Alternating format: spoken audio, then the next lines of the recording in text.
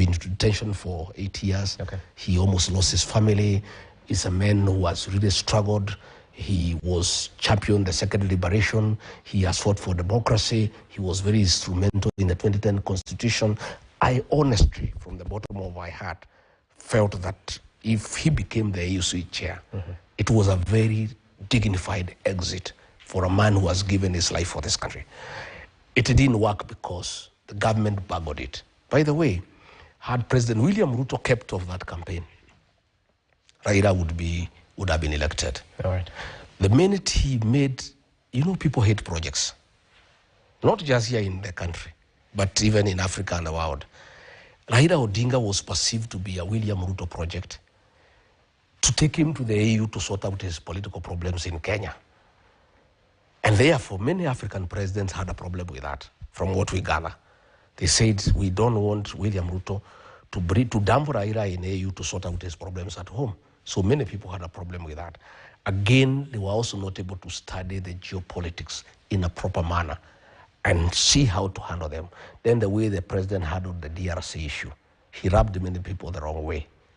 Again, I don't know who advised these people. There was no need to take a cheering squad to Addis Ababa.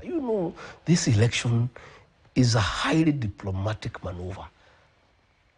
Whispering to the ears of presidents. Because it was very demeaning to African presidents to think that you can persuade them to vote for Raila Odinga by bringing a cheering squad, singing Bado Mapambano outside the hall. I mean, it was very demeaning to African presidents. So that was a diplomatic blunder. It was a diplomatic blunder. Okay. This guy who won came with only 4 people. Because these are presidents, these are people who make decisions based on many facts. You cannot persuade them by cheering, by bringing a crowd to sing around there and all that. And even many diplomats were very offended by Kenya, by the kind of show that they took there to Addis. So the way that thing was handled, they goofed in a very big way. Since you're talking about diplomacy, I have to reel you into the predicament that Kizza Besigye is facing. And not just that.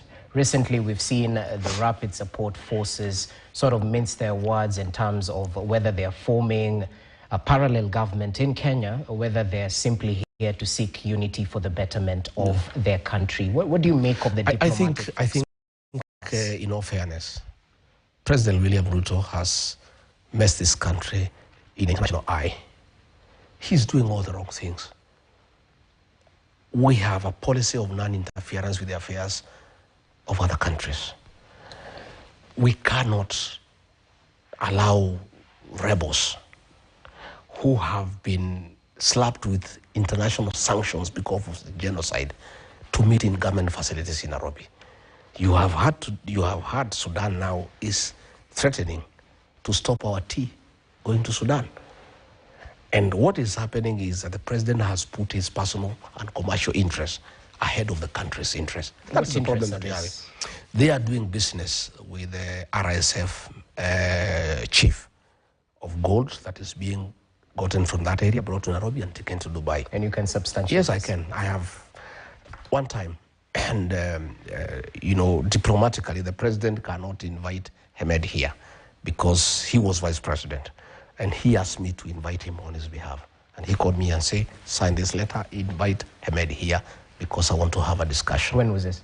Sometime 2023. Okay. And I did invite Hamed and welcomed him and delivered him to the president.